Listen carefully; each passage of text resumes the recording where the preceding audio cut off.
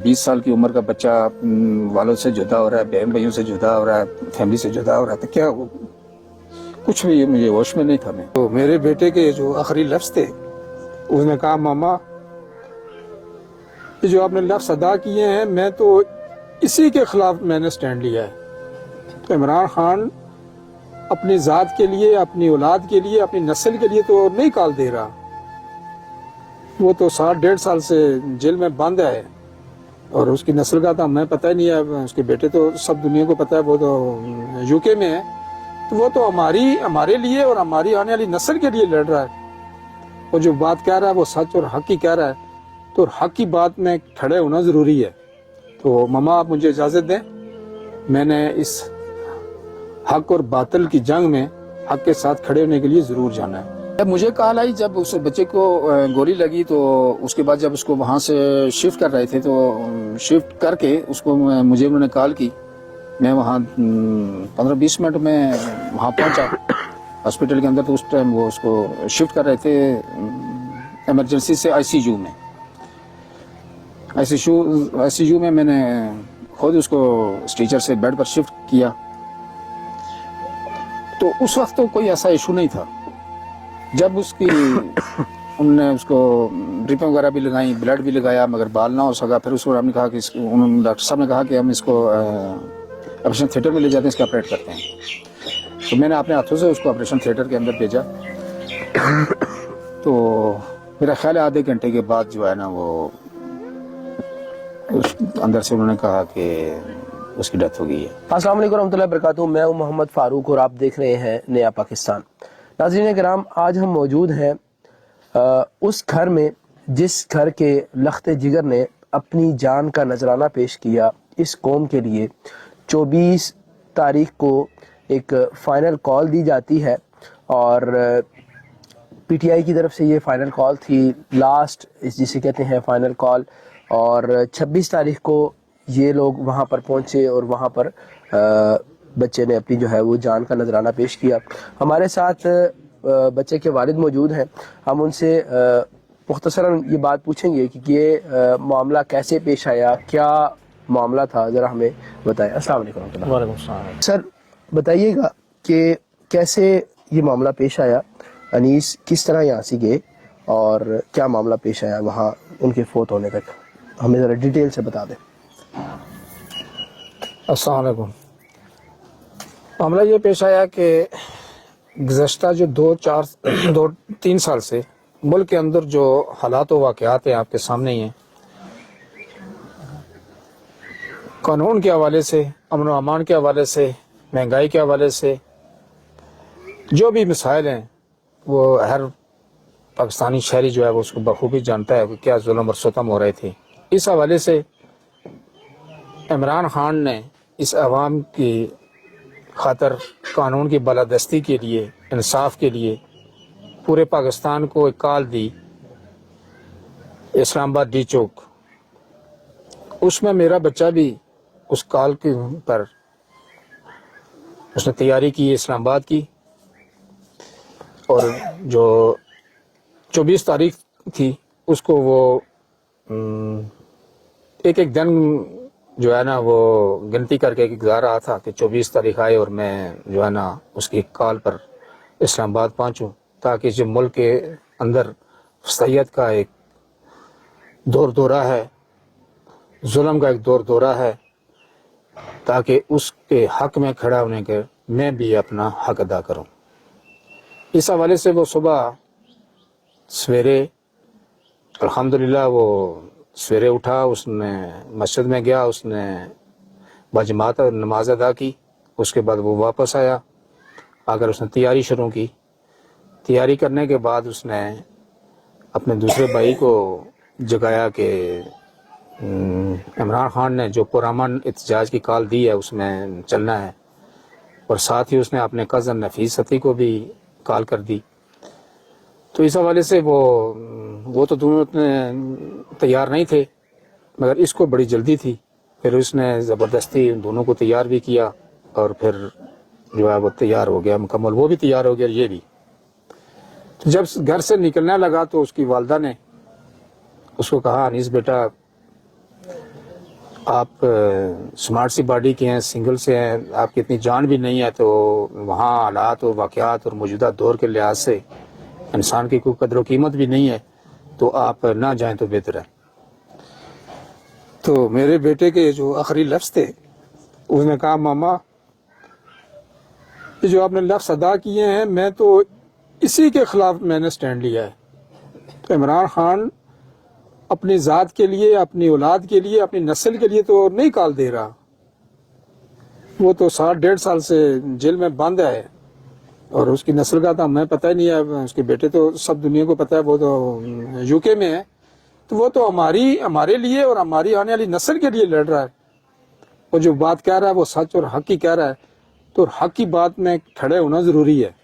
تو ماما آپ مجھے اجازت دیں, میں نے اس حق اور باطل کی جنگ میں حق کے ساتھ کھڑے ہونے کے لیے ضرور جانا ہے. تو پھر جب اس نے یہ لفظ ادا کیے تو اس کی والدہ نے بھی اس کو کہا کہ ٹھیک ہے بیٹا آپ جائیں, اللہ آپ کا حامی و ناصر ہو. تو وہ یہاں سے نکلا, بلیو ایریا میں گیا, اس کے ساتھ دوسرے بھی بندے تھے, اور وہ چائنا چوک کے ساتھ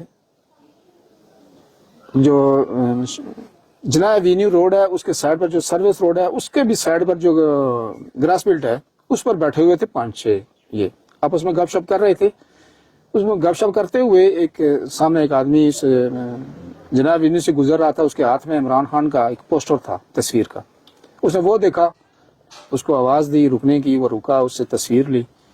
تو اس نے وہ تصویر دونوں ہاتھوں میں اوپر اٹھا کر اس نے تصویر بنوائی اپنی, اور یہ ان ظالموں کو بڑی ناگوار گزری. اور اس نے وہ تصویر بنوانے کے بعد پھر جو باقی کولیگ بیٹھے ہوئے تھے انہوں نے اس کو بلایا, پاس بٹھایا, چھوٹی موٹی ریفریشمنٹ تھی, چنے وغیرہ, پانی وغیرہ, یہ وہ کہ آئیں یہ کر لیں.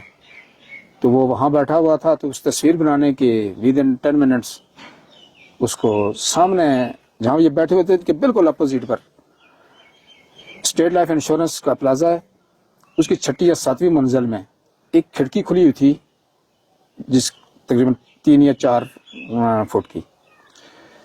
تو وہاں سے سنائپر شوٹر نے اس کو ہٹ کیا اور وہ جا کر الٹا ہو گیا. پھر اس کے ساتھ میرے بیٹے نے اور نفیس نے اور عمر ستی نے اس کو فوراً اٹھایا. ایک بائک والا کھڑا تھا اس پر بٹھایا, ایک آدمی بیٹھا اس کی گود میں رکھا اور اس کو پولی کلینک ہاسپٹل پہنچایا ایمرجنسی میں.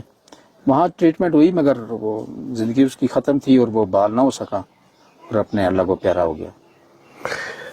آپ نے ہسپتال میں ڈاکٹر سے ملاقات کی, ڈاکٹر وہاں پہ ڈرے ہوئے تھے, کیا سچویشن تھی, ذرا وہ ہماری پبلک کو بتائیں.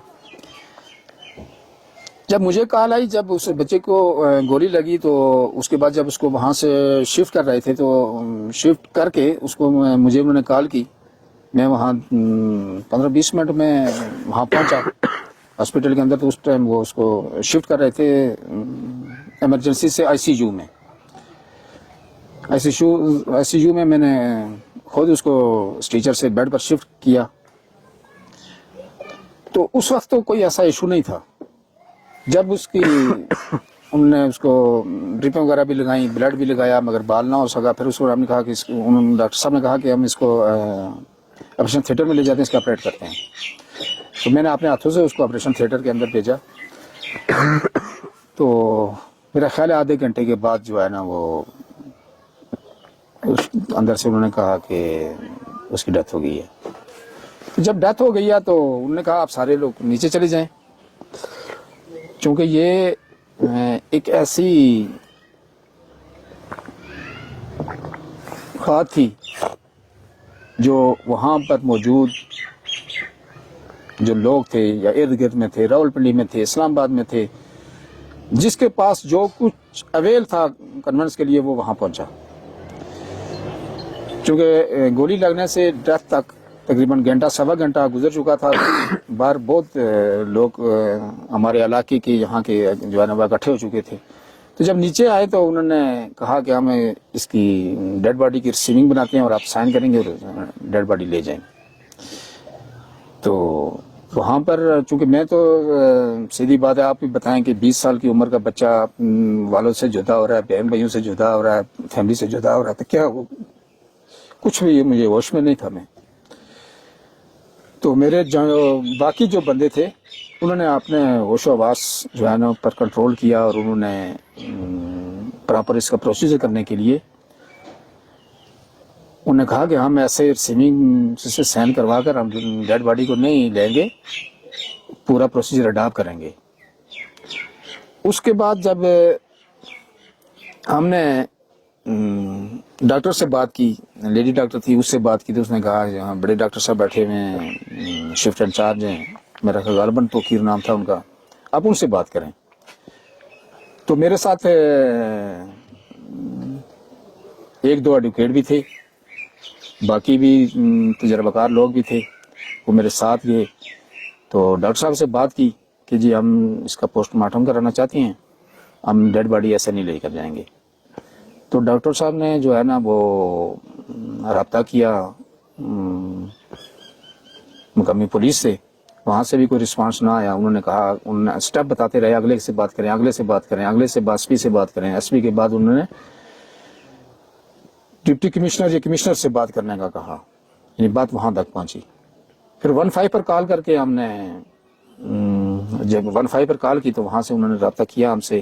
تو ایک میرا خیال ہے اکبر نامی انسپکٹر صاحب تھے، انہوں نے کہا جی میں تو ٹیمز میں ہوں، تو آپ تھوڑا ویٹ کریں، میں آؤں گا. میرا خیال ہے وہ 45 منٹ گھنٹے کے لگ بھگ، وہ آدھے گھنٹے سے ابو ٹائم کے بعد وہ آئے یہاں پر. ہم نے اس کو بتایا کہ یہ مسئلہ ہوا ہے، تو آپ جو ہے نا ہم پوسٹ مارٹم کرانا چاہتے ہیں. صحیح. تو انہوں نے ایک اپلیکیشن اپنی طرف سے لکھی وہ پوسٹ مارٹم کرانے کے لیے. تو ڈاکٹر صاحب کو انہوں نے دی، مگر اس وقت جو ہے نا وہ عملے کی کوشش یہ تھی، پریشر میں تھے، دباؤ میں تھے، یا خود جیسے کر رہے تھے، مگر ان کی کوشش یہ تھی کہ یہ ڈیڈ باڈی کا پوسٹ مارٹم نہ ہو، بس یہ خالی ریسیونگ دیں اور لے جائیں. البتہ جب دوبارہ ہم پوسٹ مارٹم کروا کر، یعنی تقریباً 5 بجے کے لگ بھگ اس کی ڈیتھ ہوئی، اور رات 10 بجے تک ہمارے 5 گھنٹے وہاں اس پروسیس میں صرف لگے، اور پورے علاقے کے لوگ بھی وہاں پر اکٹھے، سینکڑوں کے حساب سے لوگ بھی اکٹھے ہو گئے تھے. تو پھر جب 2-3 دن تو ہمیں یہاں پر ہوش ہی نہیں ہوا، اتنا ہمارے پاس ظلم ہوا، ہماری اس نوجوان کا خون گیا. تو دوبارہ جب ہم وہاں اس کا پوسٹ مارٹم رپورٹ لینے کے لیے ہم نے کوشش کی، تو وہاں سے جو ہے نا رسپانس پولی کلینک ہاسپٹل کی طرف سے نہیں ملا. تو پھر ہم نے اپنی پھر قانونی کارروائی کرنی تھی. تو وہ انشاءاللہ کوشش کر رہے ہیں اس کے لیے، کر رہے ہیں. ہمارے ناظرین کو یہ بتائیے گا کہ اس سارے معاملے کے بعد آپ کو کہیں سے کوئی تھریڈ، کوئی کسی نے کوئی خوف و ہراس پھیلانے کا کوئی سسٹم کیا ہو، یا کسی نے کوئی آپ کو روکا ہو، ٹوکا ہو کہ میڈیا پر بات نہیں کرنی، یا کوئی اس حوالے سے کوئی بات چیت ہوئی ہو؟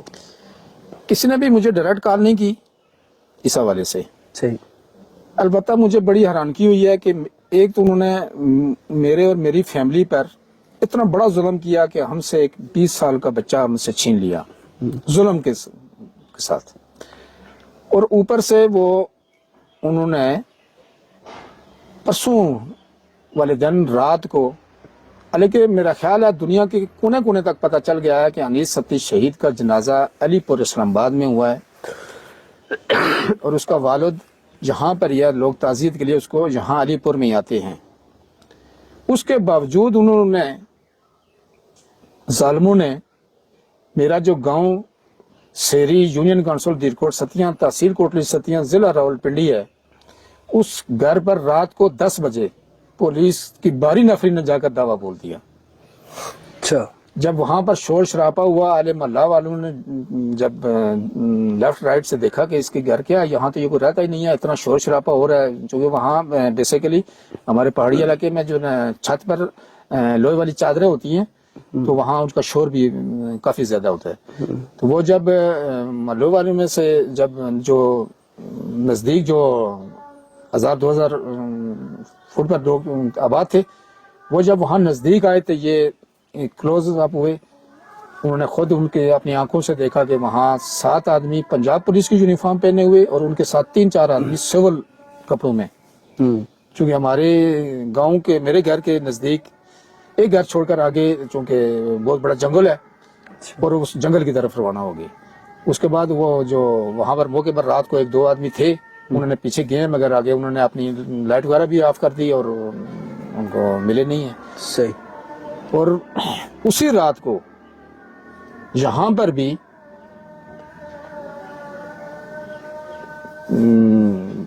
बाहर गाड़ियां अगर इन्होंने रोकी और महल्ले के उन्होंने चक्कर शक्कर लगाया सारा, और बहुत लेट नाइट ये काम किया है।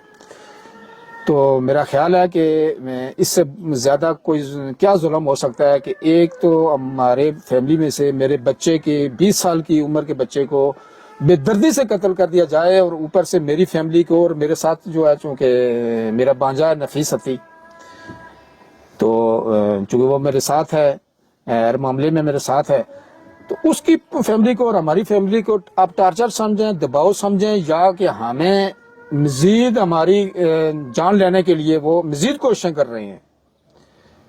और यानी ये एक जुल्म किया, उसके ऊपर एक और जुल्म करने के पीछे पड़े हुए हैं। तो मेरी जो है ना वो बाला हुकाम से, सिक्योरिटी अदारों से और आला अदलिया से, हुकूमत वक्त से ये अपील है कि खुदा रा मेरा एक 20 साल का नौजवान बेटा मुझसे आपने जुदा किया, जुल्म किया मुझ पर, मेरी फैमिली पर, और उसके बाद एक और आप जुल्म ना डालें।